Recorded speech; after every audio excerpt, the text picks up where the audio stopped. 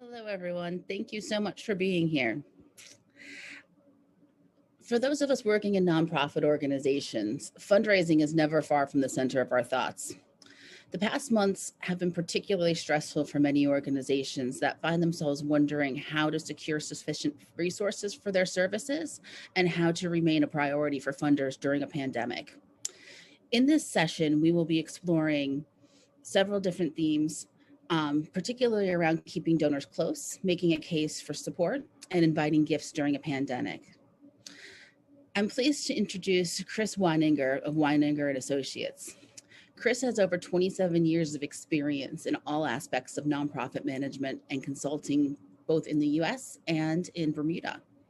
She has worked with an array of organizations, including churches, private schools, environmental agencies, and more. She has consulted on a broad range of activities, including capital campaign management, business assessments, governance, strategic planning, and nonprofit mergers. In total, she has provided guidance to fundraising campaigns totaling over $185 million, including recently leading a $35 million campaign for Bermuda Hospitals Charitable Trust, which was the largest fundraising campaign in Bermuda history. So we're very lucky to have her and her expertise with us today. So please join me in welcoming Chris to lead this session. And following her presentation, we will have some time reserved for Q&A with Chris. So please, Chris, take it away. Thank you. Let me just share this screen.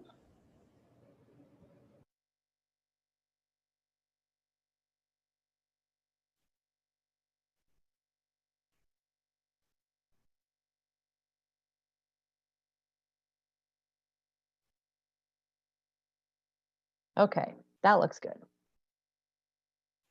All right, well, thank you, everybody. Thank you for joining us today. And thank you. Welcome to Fundraising During a Pandemic. I realize that for many of you right now, this does seem like a dark times, that we're on choppy waters, we're uncharted waters. But my hope today is that you will take away two really important things. One, I hope you'll come away with some strategies that will help you navigate some of these waters. But two, I hope that you will realize that it's perhaps not quite as bad as we might think. But that said, before I jump into this, I just wanted to tell you a little bit about who's sitting in front of you today. The reason you heard such wonderful calypso music when you joined the call, yay Caleb, best DJ ever, is because I was born and raised in Bermuda. And while Bermuda is a very beautiful place, I was never really an outdoor girl unless it involved a beach and a beer. But enter my friends, Don and Amy, who really introduced me to hiking in America. I was staying with them one day and my friend Amy said, why don't we go for a walk around the property? And I said, oh, that sounds great. Is this a hike that I've heard so much about? And she said, well, no, not really. It's just a walk. And I said, well, do I have to change my shoes? And she said, yes. I said, then it's a hike. I think we walked around for about a half hour and I was hooked. From there, I had baptism by fire. I went with my family and we hiked through Iceland. And the picture you have in front of you is a hike that I did with my daughter last year through the Great Smoky Mountains. Like so many of you and so many others, I must tell you, especially in the last few months, the outdoors have really saved me. One thing I would like you to do today is think about what your toughest fundraising challenges are right now and put them in the chat box so that at the end, we can try and make sure that they all get answered. And I typically call that section of my webinar Stump the Chump. But let's hear what your biggest challenges are as we're speaking. And when I'm done and we open up for questions, we'll make sure we answer as many of them as possible. So let's start with what we're seeing in general right now. And the good thing here is I really want to begin with some good news. We are seeing a spike in giving for many nonprofit organizations. In fact, for most of them. Giving was up 7.5% in the first half of 2020 as compared to the same time in 2019. Even better, gifts of $250 or less are up 19% in this year. Additionally, major gifts of $1,000 or more are up 6.5%. So I want you to know that donors are really pouring out support into the things they care about. Giving has redistributed a little bit, but we're actually seeing this support for nonprofits across the board.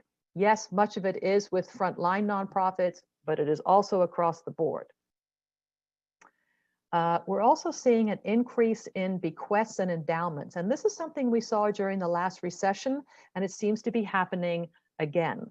There's been a 150% increase in bequests made by people who created or updated their wills on a piece of software called Free Will in April, as compared to the same time last year in 2019. Now, when this happened during the recession, I had an opportunity to speak to many donors that made very large endowments. And when I asked them why they felt compelled to do so, their answer was very simple. They saw what happened to the things they cared about, and they wanted to make sure that it never happened again. Hence, we saw a growth in endowment then, and we're seeing it happen again this time around. And then finally, during the last recession, we learned an awful lot. And the biggest takeaway from a fundraising point of view is this: keep your donors and your members close. Those nonprofits that kept them informed, that continued to reach out, that made sure they knew what was going on, they tended to fare much better than others. They may have had a smaller number of donors, but those donors were incredibly loyal. And let me just say, as we go forward, you'll hear me talk about donors. I do know that many of you get the bulk of your income from members. I tend to use the words together. Donors are members are certainly donors. Both donors and members are investors in your mission. So please see it that way. What's been very interesting to me over the last few months as I've been talking to executive directors, development directors, and board members is how many of them are reluctant to ask for money right now. To quote one board member, "This seems like a really bad time to be bugging our donors for money." And I would beg to differ, and here's why. One, as I said earlier, the United States is experiencing a significant spike in giving. And as I said, it's not just those organizations on the front line. I spoke with one of your members who shared with me that membership numbers are up as much as 30%. This one should make perfect sense. If you don't ask, then they won't know that you need help. It's as simple as that. You simply must stay on their radar, or they will move on to other causes that they think need their help more. Donors want to do something. So many of us are stuck in our houses or have been stuck in our homes for a long time. We've been feeling very helpless. This is a chance to do something quick, and to do something meaningful. And of course, people are heading outdoors in numbers that we've never seen before. One of your executives that I had a phone conversation with shared with me that they've had, in a typical year, they'll have about 2.3 million visitors. This year, it's been upwards of 3 million visitors. So the outdoors are just having one of the greatest moments ever. And of course, many portfolios are still doing relatively well. Maybe not today if you happen to be watching the markets, but for the most part, portfolios have held up relatively well. The markets have been fairly resilient, and certainly many major donors give from their portfolios. And then finally, it's their decision, not yours. And so what's important to remember here is our job is to present the opportunity to help. Our job is to ask for the support, to issue the invitation, but it's the donor's job or the membership or the members' decision as to whether or not they participated. One of the people I spoke to, Luke, he shared a really good piece of advice that he got from one of his board members once, which was, don't make the decision for them. The decision to participate is theirs, not yours. We simply issue the invitation. Now, having said all that, donor fatigue is real. It definitely exists.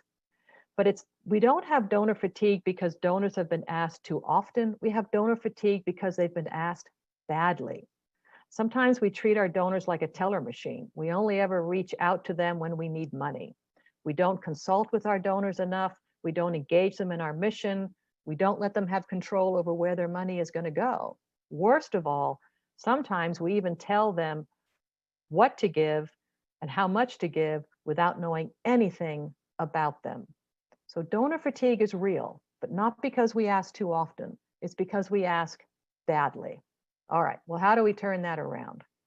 So entire books have been written about this, but to me, it boils down to just three simple things. If we're going to be successful in fundraising, and especially if we're going to be successful in fundraising during this pandemic, here are the three big things we need to do. And please pay attention to those percentages. Number one, we must engage our donors in our mission. And we ought to be putting at least 75% of our time and effort into that.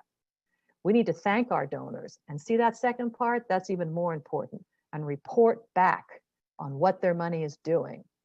And then finally, we need to invite our donor support. So let's talk about how we do each one of these during a pandemic. Some of the rules are the same, some of the rules are a little different, but here we go. Throughout my presentation, I'm gonna try and give you like great big takeaways. I would call them moments of epiphany that I had in my career. Personally, I wish it hadn't taken me so long to figure some of this out, but this was a big one for me. So please understand, donors do not invest in nonprofit organizations. They invest in solutions to problems they care about. So they don't care how badly you need the money. What they care about is that their money is making a difference, that you are moving the dial on something they care about. They are investing.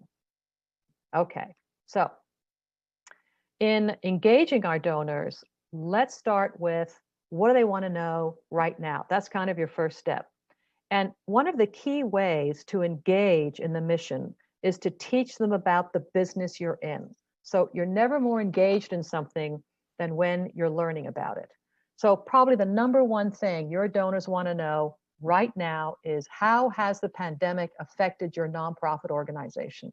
How are you continuing to do business just, in spite of the pandemic or within the context of the pandemic? So that's something you really want to be focusing on when you're communicating with your donors and your members and when you're asking for their support. What's it like to run your nonprofit organization right now? And here's the second most important question. How are you responding to that? Do you have a business plan and a strategy that allows you to respond to what's happening to your organization as a result of the pandemic? And more importantly, is that a game plan that holds water? What is your track record? What are your accomplishments? So this is a really good time to share what you have accomplished over the last few years. That type of track record helps establish confidence that you can also weather this storm. How can I help? What I would advise here is, don't just ask for money. Your donors and your members don't just want to be a checkbook. They want to be involved in this solution. So when you're asking for their help, ask for their money by all means, but maybe you also need to present opportunities to volunteer or opportunities to advocate. Very often when we're sending out letters and we come to that important part, here's how you can help. It's not just send your check. Here's how you can help. Come be a volunteer. Here's how you do that. Be an advocate. Here's how you do that. Refer membership to others. Here's how you can do that. So when they say, how can I help? Don't just let it be about the money. And then finally, what will my gift achieve? It's amazing to me how many donors I've met who don't want to give $100 because they don't think it's going to be meaningful. They don't think it's going to make any difference. You want to make sure that they know that their gift is going to make a difference and what it's going to do. So these are the things our donors want to know. And the reason they want to know these things, is because this is the question they ultimately ask themselves before they hit that donate button, or they write that check, or they hand over their credit card. Do I believe they can do what they say they will do. That's really the case that you're trying to build here. So with that in mind, now that we know what our donors are asking about and how important it is to keep them close, how do we do that? How do we communicate, keep our donors close in the age of social distancing? And I'm really sorry, but that I don't have a better answer for you, but yeah, we have to do it virtually. And this means the good old town hall Zoom call. Now look, don't be afraid of the Zoom. It's a powerful tool and it works really well when it's used creatively. I know so many of us feel like we're completely zoomed out, but most people on some level are zoomed out, but not for the things they care about and not when we use this tool creatively. What we want to do is we want to connect to our members and our donors. We want to connect them to our mission. And here's the key thing you want to do with this, okay? You want to make them feel like they are part of a team, that they're part of a solution. So here are some things that I've learned along the way. Keep it small. If you keep these virtual contacts to a small group of people, then that allows for more interaction and it allows for more intimacy. And it is that interaction and intimacy that builds community. A sense of community is particularly important when you are a membership-driven organization. That's why they joined. They want to be part of a community, part of a solution, part of something that's bigger than them. The next thing I've learned is keep it moving. Don't just show one long video. Break it up with live interviews. And think about who you would interview during a Zoom call or in a virtual event like that.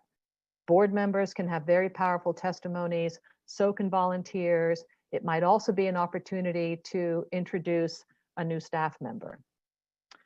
Do it outdoors if you can. Everybody's tired of seeing this behind me. If you can actually carry out your information session or that conversation out in the outdoors. I've seen one organization that literally pitched an awning outside and all of their virtual communication short videos have all been done outside and it's wonderful. Another one that I've seen actually had the conversation while they were walking down a trail and it worked really well. It gets people out of this square and out of this very boring background. Send an immediate follow-up. So whoever participates in your virtual communication, you want to quickly send a handwritten note out to them that says, hey, thank you so much for participating. It was great to see you. Hope you'll support us this year. And then finally, make sure that you encourage participation. People don't just want to sit there and watch a video. They want to make sure they can ask questions. So one that I saw that I thought was particularly intriguing was actually one that they put it out there in public. The Shenandoah National Park Trust, for example, is doing a Zoom cocktail hour to meet the new superintendent of the park. Now I've got to tell you, somebody that loves to get out there and hike and be part of the parks, an opportunity to be able to speak to the superintendent and maybe even ask a few questions of him is a powerful motivator for me to get on that Zoom call. Another organization I work with set up one of these virtual events, a Zoom call, and they sent out hors d'oeuvres ahead of the event. So they had just an army of volunteers that fanned out to people that were going to be on this call and took around these wonderful hors d'oeuvres, and some folks even organized watch parties. So don't be afraid to do the Zoom call. Yes, people are zoomed out. But if you make it, if you do it creatively, if you do it outside, if you try and make it small, if you allow people plenty of time to interact, it can really be a wonderful way to engage them in what's going on in your organization. And you don't have to be big and fancy to do it. Anybody can do one of these, which is kind of why I love them so much. In addition to the Zoom call, which so many of us are doing, there are lots of other ways I've noticed nonprofits are keeping their donors close. I am a big fan of the weekly email, typically with a short embedded video. So a few of the nonprofits I've worked with are doing things like Feel Good Friday or Thankful Thursday, where they're sending out a short email, sometimes with an embedded video, every day, every week, same day of the week. And people have started to look for it. They've gotten in the habit of seeing their Feel Good Friday email come from their favorite nonprofit, or their Thankful Thursday email coming from their favorite nonprofit. Again, let me take a minute and talk about the embedded video. Again, if you can do it outside, so much the better. But here's an important thing to remember. Your video does not have to be perfect. It just has to be finished. So I've heard from a number of executives that spent so much time trying to get that video exactly perfect, with all the right doodads in it, as one person said, and with the T's crossed and the I's dotted. And yes, it should be a good video, but it doesn't have to be perfect. And sometimes if it's not, it makes it that much more human. You can identify with it. And in fact, there's one nonprofit I work with who every once in a while sends out the bloopers from their weekly emails, and they're absolutely hysterical, and have been very, very well received. Another thing that I think is really helpful is collecting stories from your board and from your volunteers. So you'd be surprised at how powerful those personal stories can be. And it's wonderful when you can share them, maybe through a short embedded video. And I'll give you one of the best examples of this that I ever saw. I was doing a seminar once for a number of land trusts. And I just put out the question to them. I said, in just a couple of sentences, tell me why you work for this land trust, why it's so important to you. And I'll never forget one board member saying to me, because I'm tired of watching my backyard be carved up 1 acre at a time. And I just thought that was a very powerful testimony. And that's just the kind of thing you want to embed in a video, in an email that you send out to your members.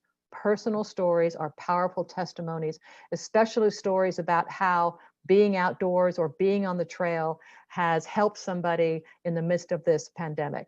My husband and I in Williamsburg, we're forever cycling almost every day on the Capitol Trail there. It's amazing.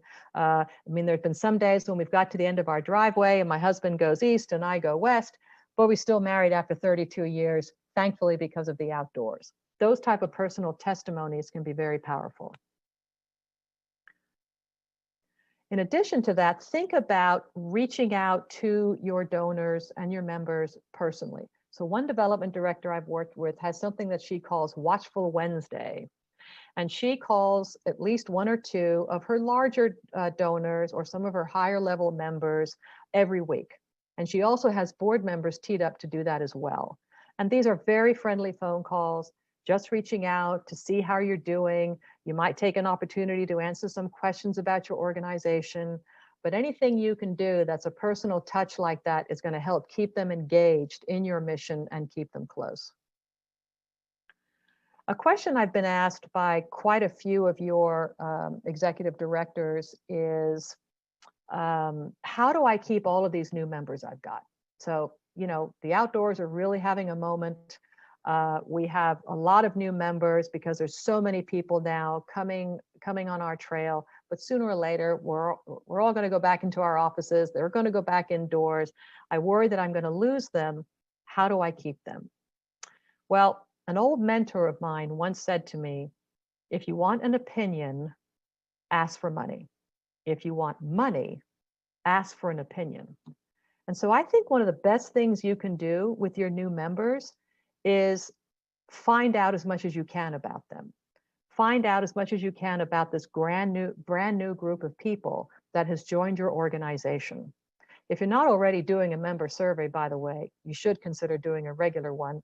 But it's nice to have one just for your new members. And the opening paragraph might say, welcome to our organization. We're so delighted to have you as a new members. We really want to know what you think.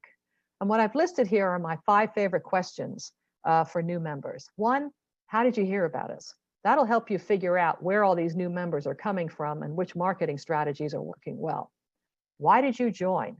This is important, as is the next question that follows it. What's important to these new members and how can we make sure that we continue to deliver on that? Next question, how are we doing? So if these 3 things are important to you, how are we doing in those 3 things? Are we delivering those things that are important to you? And then finally, would you recommend us to others?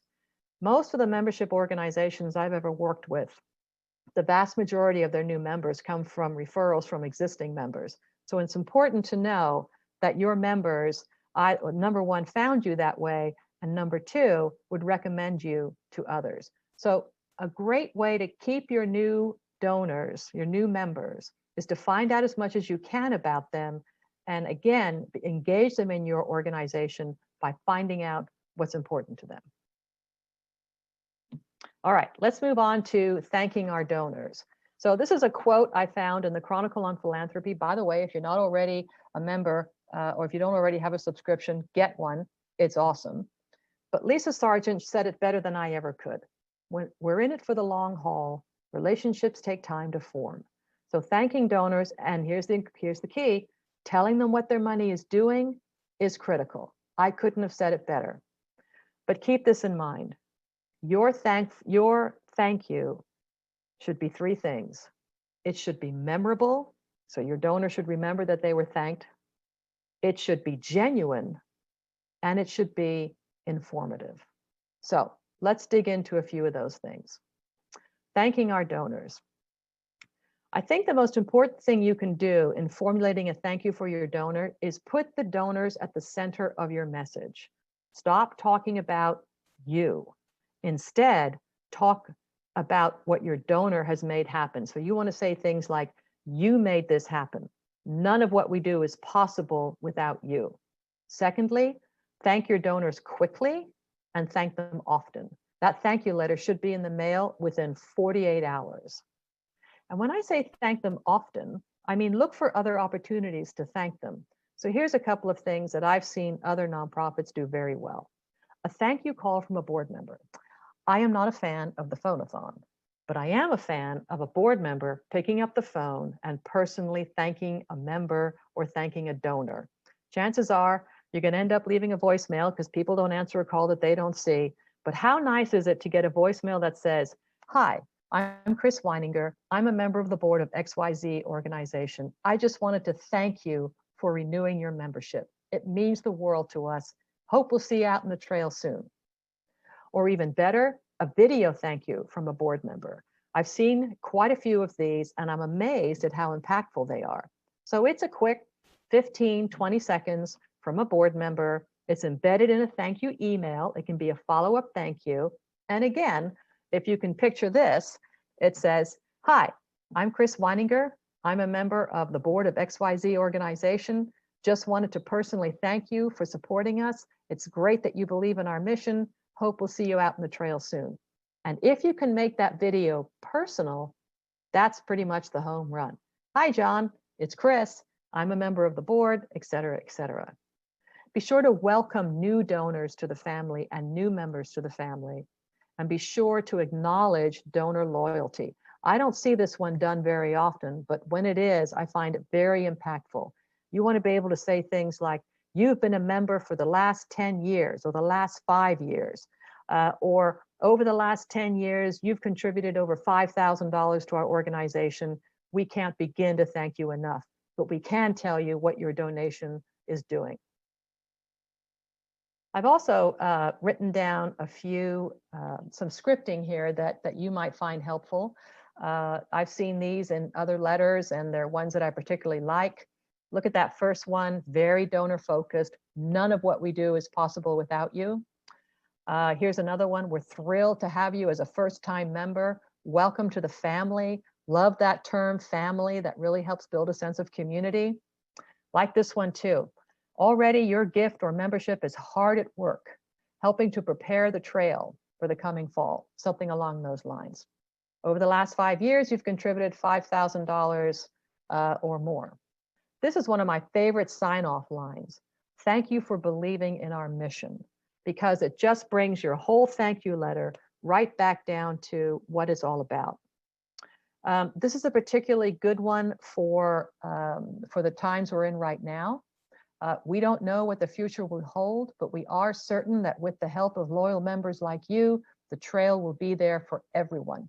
So this is being honest, it's being transparent, and it's making sure that you're thanking them within the context of the pandemic.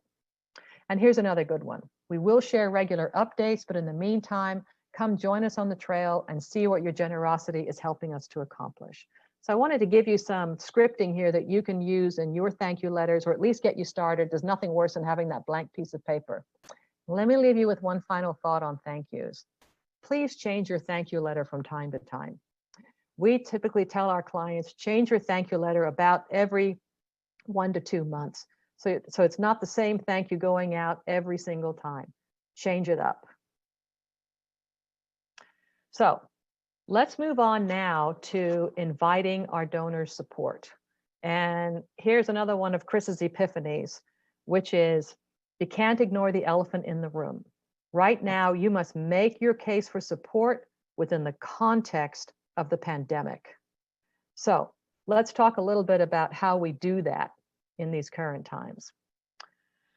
Now, again, I recognize that many of you have a membership program that accounts for the majority of your income. But if you don't already do some kind of annual appeal in addition to that, I would strongly encourage you to consider that. And this might just be a great year to do that. So let me start with the first strategy here. Ask more often than you normally would. So at the moment, if you typically ask maybe 3 times a year, you now want to be thinking about asking 5 times a year. One of the general rules I have, though, is if somebody has given in the last 6 months, they don't typically ask them again. I know that some nonprofits break that rule and somebody gives and then a month later they're getting another ask. Would not do that. But what I am saying is send out those reminders a lot more often than you normally would, especially at this time of year. We're getting ready for the end of year giving. This is the biggest time of year for giving in the United States, getting ready to ride that wave. And all indications are that this year's end of year giving is really going to be a very good one if the last 7 or 8 months are anything to go by. Use multiple methods. Different generations of donors are comfortable with different kinds of media, shall we say. I'm an older donor, never mind what that means, but my husband and I, we like to get that letter in our hand. And my husband actually likes to tear off the bottom, write a check and mail it in. Others prefer to go directly to the website. Others prefer to give via Facebook or any other type of social media.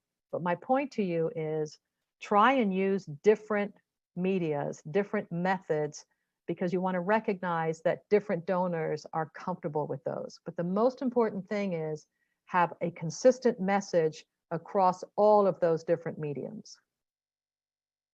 Have a clear call to action and test your website. So at the end of your appeal, you want to make it very clear how they can give so there's no confusion. But I would also encourage you, test your website. How quickly can somebody go to your website, find out what your appeal is, and make a contribution? It should only be about 2 clicks away. We often ask board members or volunteers to test it for us, but make sure that it is that there's a clear call to action and that it is easy to navigate that website and make that gift. If you can, give them a choice in how their money is used. A very successful strategy, especially this year, is allowing donors to direct their funding to something they care about. So you may give them options such as our education programs, maintaining the trail, or advocacy. Now, if you go that route, which I find works really well, you want to make sure that those categories are very broad and not limited to single programs, because then you're going to end up getting backed into a corner. But when you allow a donor to have control over where their money goes, they're far more likely to give. And then finally, consider using the matching challenge. I have seen incredible results with donors that have put up a matching challenge, and other donors have really risen to meet it. But a couple of things to keep in mind if you do the matching challenge. Number one, make sure you have a time limit on it. A matching challenge should not go on for 6 or 9 months. Typically, 1 or 2 months is a good time frame to do it. You want to send out multiple reminders, letting people know how it's doing. So with all of those things in mind, again, I've given you some scripting here for a fundraising letter, especially for some of you smaller organizations. This is something to think about. You can use the same format, by the way, if you're sending out an email. But here's some things to keep in mind. People read differently. Some people will read your entire letter from beginning to end, and that's great. But a lot of people are what we call skimmers. And what that means is they're only going to read that opening title, and maybe they'll go to the end and read the very last words that you have there. So my advice to you is make sure that you have headers that draw people in. Make sure that you break down your letter into digestible chunks. And as you'll see, this letter is very donor focused, and it's very focused on how we're doing business in the pandemic and how your money is going to help. Starting off with things like, thanks to you, donor focused, our trail is never closed, even in a pandemic. It then kicks off with March 16th was a day I never thought I would see, but thanks to members like you, donor focused, our trail has remained open and how? Coping in a pandemic. The second paragraph, bringing the trail to everyone, elaborates a little bit more on how they're doing that. And then finally, there's that key phrase, none of these programs are possible with the help of our members. Our community of hikers remains strong because people like you care enough to invest. And it's never been more important than today. So this is a letter that, hopefully, again, can help you get started. There's nothing worse than having that blank piece of paper. Now, this next letter, we don't have to read it right now. You can read it at your leisure. But this letter breaks all the rules, and I absolutely love it. This was actually written by a good friend of mine who is the board member of a guitar foundation. Talk about an organization that's not on the front lines. But she's a board member, and this organization means the world to her. And so she wrote this very personal letter about the impact that music had on her mother's life and continues to have on her life. And I found this letter very powerful. As I said, it breaks all the rules about how to write a fundraising letter. But my goodness, it's compelling because it's personal, it's heartfelt, and it's different. And I share this letter with you because I want you to know the power of a personal testimony. Again, you can read it at your leisure, but a couple of things that stuck out from me. Music does that. We need music to mourn, to celebrate, to think, and dare we say, to procreate. Oh my goodness. But she goes on to say how important music has always been, but it's even more important now during this, and we want it to be here long after this is gone. So this is a letter that I hope will be inspiring. That's why I put it in here. And so before I get to the questions, I just wanted to offer my personal thank you. The outdoors have really saved me. We moved to America in 2005 with my American husband and my American children, and I myself am now a reasonably recent American citizen. And perhaps the most fantastic thing for me moving to this country has been the great outdoors. So for all the work that all of you do, thank you. Thank you for getting me out of my pearls and into my hiking boots. I am forever grateful. I also want to just share with you some books and resources that I have found to be very helpful. They're all quick reads. They're all very practical. If you're not a member of AFP, be one and get that subscription to the Chronicle on Philanthropy. I love those. I absolutely love those publications. So with that, I think Valerie is going to give me some questions, hopefully. Yes, I am. Thank All you. right. To begin, please, just thank you so much. You just basically made work plans for everybody on this call, I believe. I'm a big fan.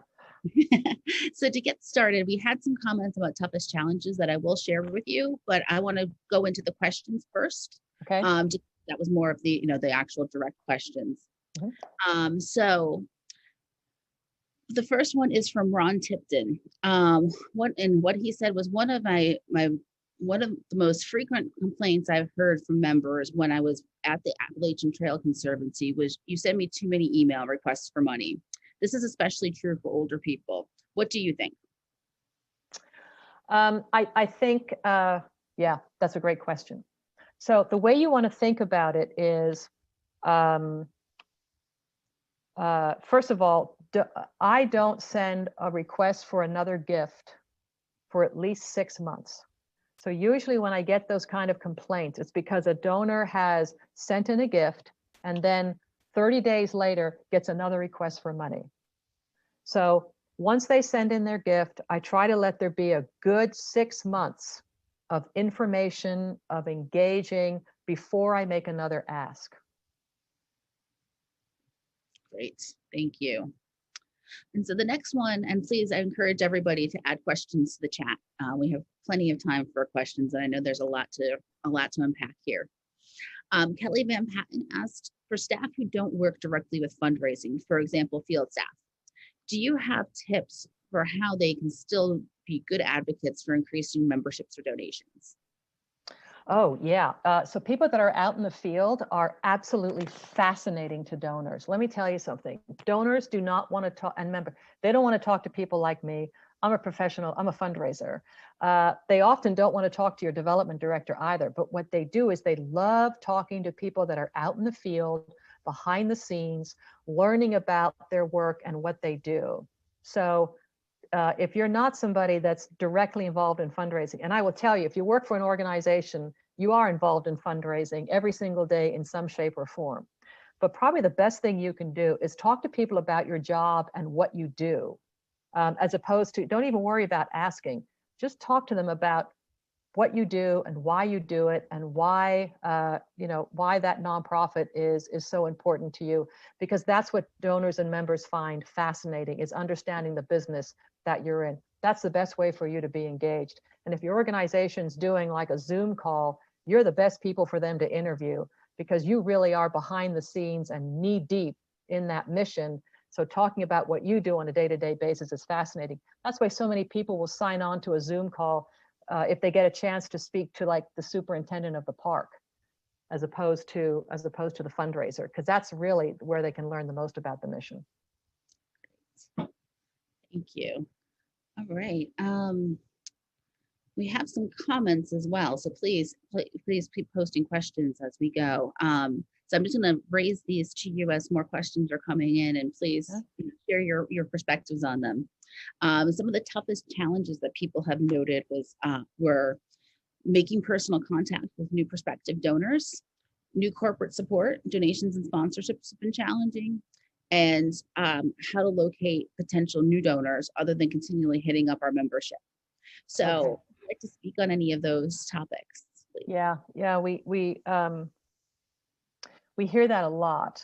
And so, in fact, one of the questions, I don't want to change this question because I understand where this person is coming from, but another way that it gets asked is, should I even be focusing on new donors right now, or should I just be, focusing on my current donors?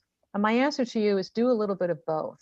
So first of all, many of you probably have quite a few new members because you've got so many people out on your trail, and they're a great source of new donors. The cold calling does not work. So I tell you what I used to do when I was a development director, and I still do it. I would sit down with each of my board members and some of my volunteers, and I would literally talk to them about who are the people that they know that think would be interested in what we're doing, and are they willing to make that introduction.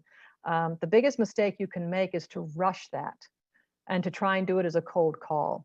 So what you want to do with corporations, you want to look within that corporation, where do you have a contact and that's nearest to the decision maker, and begin to work your way that way.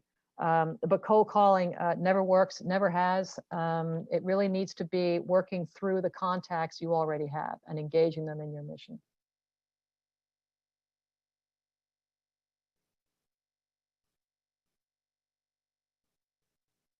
Valerie, I think you're muted. My apologies there. No worries. The one coming in from Naomi Torres is, how do you engage and motivate board members who are uncomfortable with fundraising? Big Yeah. question. Oh yeah, met a few of those. Actually, some of the development directors are really struggling because they got board members that don't think the organization should be asking for money at all. If that's your problem, by the way, call me, we'll talk.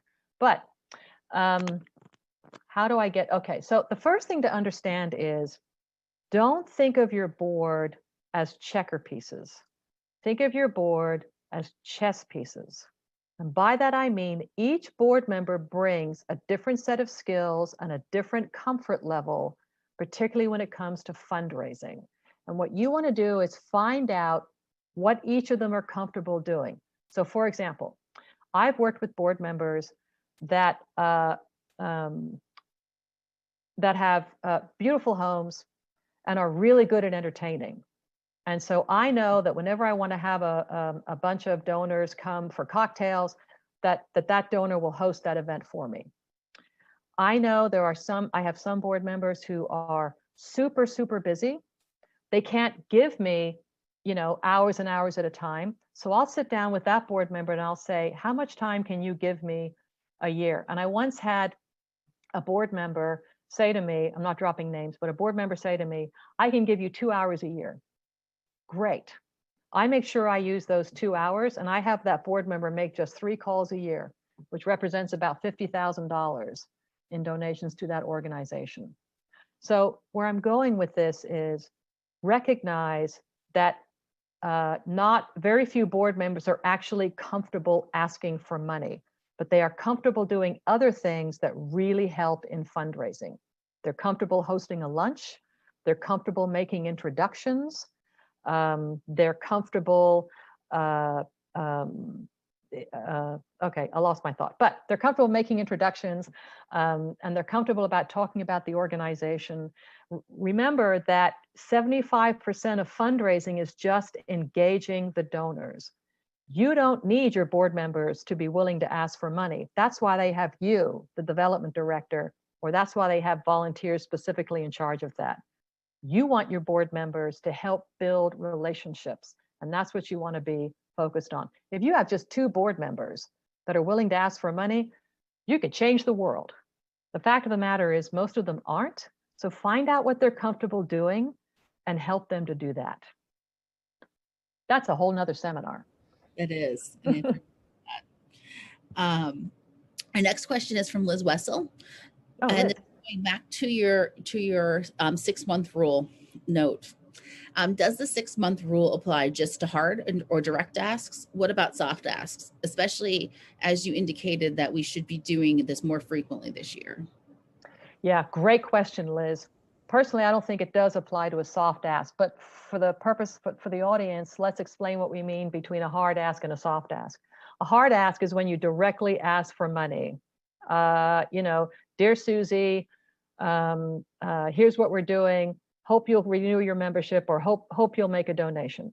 That's a hard ask, is a direct ask to that person. A soft ask is one that is embedded in an email. Okay, so this is an email informing everybody about your latest program and what you're doing. And then maybe at the bottom is a donate button. Or when you send out your newsletter, there might be a giving envelope inside the newsletter. That's considered a soft ask. And I'm a big fan of soft asks because it allows me to honor my 6-month rule. It allows me to honor the fact that a donor's already given. So I'm not, specifically asking again, but some donors will give again. And by putting a soft ask in there, it allows you to leverage that. Thank you. So we have another question from Ron Tipton. What can you tell us about current trends of giving by foundations and corporate partners? Oh, that's a very big question. Foundations and corporate partners. Okay. I think the answer to that question actually depends a lot about the nonprofit that you're talking about. So let me say this. We've certainly seen a lot of, especially in my community too, a lot of community foundations quickly put together emergency funds and sent those funds to what they consider to be frontline nonprofits. But we have also seen, because portfolios have done reasonably well, we've seen a number of foundations actually step up their giving and increase their giving to those nonprofits that are within their wheelhouse. What I'm particularly gratified to see is the number of foundations that are more willing to fund operating costs than they ever have been before. That's kind of been a difficult thing to get funding for out of foundations, but I found them to be more willing to do that. Here's what strengthens your case. If you can present to the foundations how the pandemic has impacted your organization and how you're dealing with that, and specifically how the money will help you get through that, that will allow you to have a stronger case. The short answer is, I have certainly seen foundations step up their giving. I have seen them be more willing to support operating cost. I have seen them less willing, not surprisingly, to make multi-year commitments. With corporations, corporate giving has different motivations. It has a lot to do with their market and does your nonprofit reach their target market? But I've spoken with a couple of executives in the partnerships who have shared with me that they have had corporations reach out to them specifically to provide sponsorship, because it's even more important these days to be seen as a good corporate citizen. Go get them. Thank you. Well, we have a little break in questions, so I'll ask one of my own, if you don't mind. Sure. I'm wondering about what may have been some of the more creative and less staff time intensive different campaigns or asks that you've seen this year during the pandemic. Well, the great thing about doing a virtual event, as it were, is it does tend to take less money, but it still tends to take a lot of staff time. But I'll share one that I participated in recently as a donor. It was actually for a free clinic, and what they did was it was a Zoom call, and they invited people to come and be a part of the Zoom call. And the sole purpose of this call was to share with them, how the clinic was coping in the pandemic, what they were doing. There was definitely an ask at the end, but they had plenty of opportunity for questions and answer. The entire event took just 45 minutes. Everybody that RSVP to the invitation and says, yes, I'm going to watch, they were sent a goodie bag, and a corporate sponsor sponsored that goodie bag. In the goodie bag were some hors d'oeuvres. There may have been a bottle of wine. Maybe I just had that. I don't know. But in the goodie bag were hors d'oeuvres, literature about the organization. And as I said, they worked with their volunteers, and some even organized watch parties where in very small groups, people watched it together. The event went extremely well. They had a short video, but they allowed a lot of time for question and answer. And it was such a great discussion among the people that participated, who wanted to understand, how are you delivering healthcare in a pandemic? And I can easily see the same thing being done with the trail organizations. So that was the one I really liked. I've also seen them, by the way, where they did kind of like they were strolling down a hiking trail, actually having the conversation virtually as they strolled down this hiking trail. And it was just wonderful. And I remember one donor saying, oh my goodness, we haven't been able to go outside or do much. It feels like I just had a walk down the trail with people I really enjoy and people I really care about. That's lovely. Yeah, it was great. More questions coming in. Okay. We're about to have 5 minutes, so we'll take as many as we can.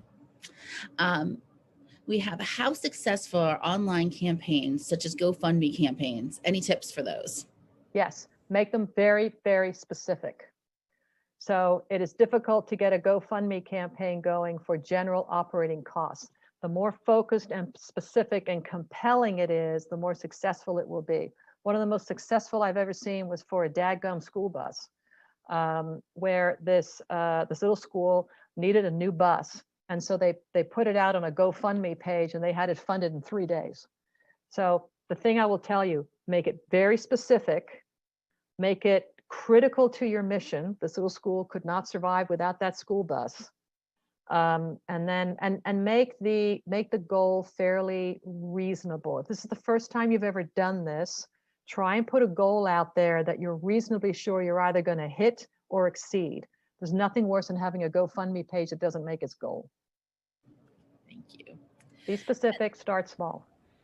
Perfect. And then we have also, can donors be given free advertisement for their support? If you're talking about private individuals, then yes, it is very common to list your donors. By the way, if you do that, always get their permission. Always make sure that your donor does not wish to remain anonymous.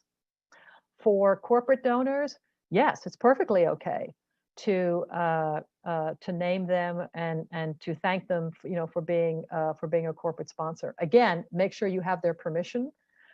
Make sure that you're using their correct logo. That's a big snafu if you get it wrong. But yeah, it's okay to do that. Just make sure the terms and conditions are clear. Great. Thank you. So we're nearing the end of our time. So I am just going to put out 2 comments people shared because, if you have we have about another minute. So if you want to comment on any of those. Okay. One is, don't forget that under the CARES Act, you can deduct up to $300 in donations to qualified nonprofits. Amen. And then also for the end of year giving as a holiday present, give money to your favorite trail group. And in parentheses, I did not write this for the record, but especially PNTS, in the name of your favorite relatives or friends who know how much you love trails. Just want to see if you had any comments on either of those 2 before we break. No, I absolutely love that. The idea of, instead of a gift, make a contribution to your favorite nonprofit. I truly love that. In our family, my kids are all grown up. You can't do this with little kids, but we have Secret Santa, and we actually make a donation in the name of whoever we pick out of the hat to what we hope is their favorite nonprofit. So, yeah, love that. Love the creativity. And I want to just make one offer, by the way. You'll have access to these slide decks, I'm assuming, and my contact information is there. I am more than willing to talk to anybody, anytime. You don't have to hire me. But I know that there's a lot of smaller nonprofits out there that, that they're working so hard, and your work is so important. Please feel free to reach out to me with a question anytime. I'll review your fundraising materials. I love writing fundraising letters. It's a sickness. But please feel free to do that. I think your work is so important. And again, just on a personal note, it's done so much for me. Well, thank you so much. This has been wonderful.